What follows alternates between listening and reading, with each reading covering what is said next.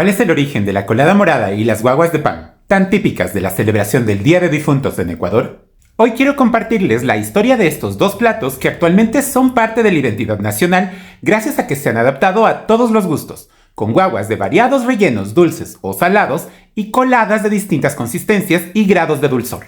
Y es que si para esta festividad de la vida y la muerte, México logró sobresalir con su maravillosa tradición del altar de muertos, Ecuador tiene todo el potencial con sus guaguas de colada. Así que sin más preámbulos, vamos a hablar de historia. Para entender por qué a día de hoy tomamos una bebida que recuerda a la sangre y comemos un pan que parece un muerto, tenemos que remontarnos alrededor de 500 años en el tiempo a la época prehispánica. A finales del siglo XVI, la Iglesia estaba preocupada porque la religión católica no terminaba de ser aceptada por las diferentes culturas indígenas del mundo andino, que mantenían un fuerte vínculo con sus rituales ancestrales, por lo que iniciaron una campaña de extirpación de idolatrías.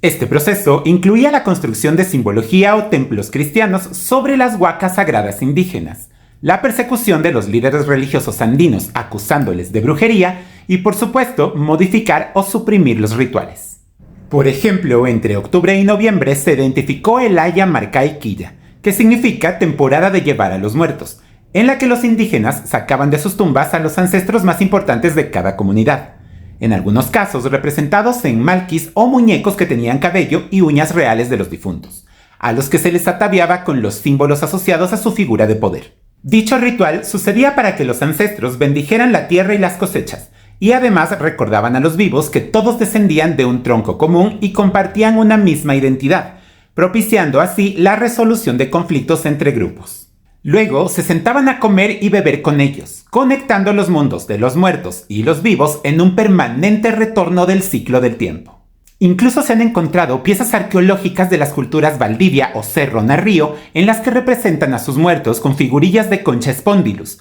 que ya recuerdan mucho a las posteriores formas de las guaguas de pan. Esta costumbre de pasear muertos escandalizó a los religiosos europeos recién llegados a la región andina, por lo que quemaron la mayoría de los malquis y buscaron la manera de reemplazar estos rituales que, para ellos, desde su concepción cristiana, eran una abominación y profanación de los muertos, sin entender que la muerte en sí misma tenía una concepción distinta para la cosmovisión precolombina americana.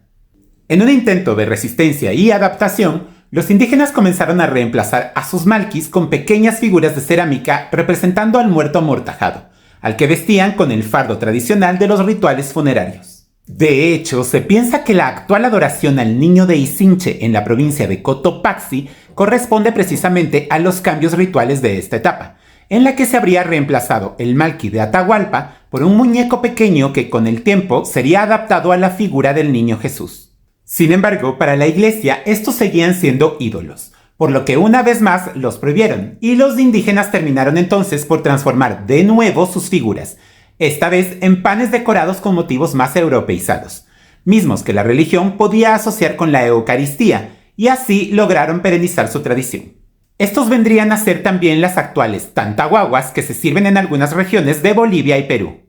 Sin embargo, y gracias a la obra Descripción histórico-topográfica de la provincia de Quito de la Compañía de Jesús, publicada por el padre Mario Cicala en 1771, podemos rastrear una separación del proceso histórico de nacimiento de los actuales platos ecuatorianos y los de Perú y Bolivia.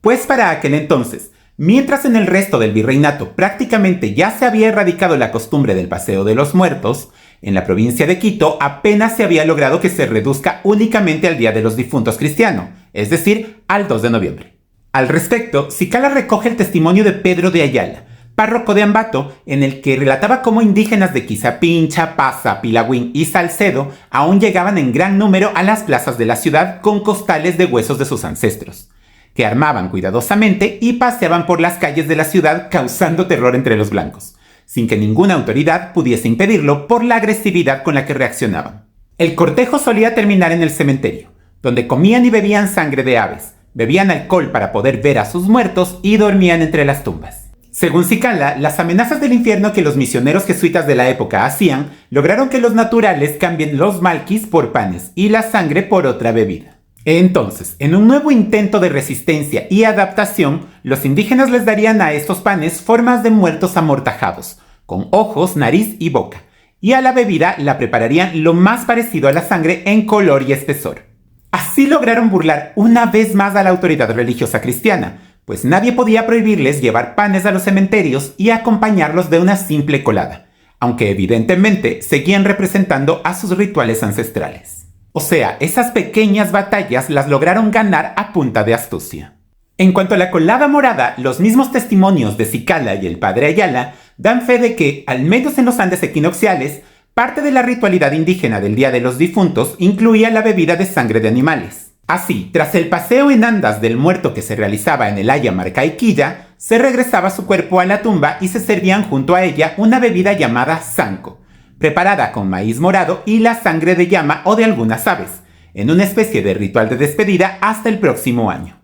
Gracias a varios estudios arqueológicos, se sabe también que entre los pueblos que vivían en el territorio de la actual provincia de Pichincha y antes de la invasión de los incas, este ritual no se realizaba con sangre, sino con una bebida que hoy es llamada yanaapi, pero que seguramente tuvo otro nombre que desconocemos, y que se realiza igualmente con maíz morado y flores de ataco o amaranto, pero de sabor amargo. Entonces, en el mismo proceso de resistencia y adaptación indígena frente a las prohibiciones de la Iglesia Católica, la sangre de animales fue totalmente reemplazada por un yanaapi modificado, para así obtener el color y la textura más parecidos a la sangre. Posteriormente, esta bebida fue modificada por los mestizos, cuyo paladar estaba más acostumbrado a los sabores españoles, pero sin dejar de lado las recetas indígenas, por lo que la endulzaron con panela y añadieron ingredientes como la mora y el mortiño, transformándose en la bebida que hoy conocemos como colada morada. Finalmente, es necesario aclarar que, si bien en Perú existen la chicha morada y la mazamorra morada, estas difieren de la colada ecuatoriana en cuanto a consistencia, receta y hasta ritualidad. Pues la primera es una bebida refrescante y muy líquida que se hace hirviendo el maíz morado y se sirve como acompañamiento de cualquier comida, mientras que la segunda es un plato de postre con una consistencia más parecida a una crema pastelera que a una colada, y de igual forma no se asocia con ningún tipo de rito. O sea, son completamente otra cosa, pues. Y así es como los platos de una celebración netamente indígena se adaptaron a la cercana fecha del Día de los Difuntos cristiano, pasando a sus descendientes mestizos y, sobre todo en la última década, a una costumbre que identifica a todo el Ecuador, particularmente gracias a la gran variedad de rellenos y diseños que se realizan en las guaguas de pan, que cubren así diferentes gustos para todos. Y con esto ya conoces un poco más de la historia ecuatoriana, a través del origen de la colada morada y las guaguas de pan. Déjame saber en los comentarios si conocías de este tema y qué opinas al respecto. Y conmigo nos vemos en un próximo video. Un saludo para todos.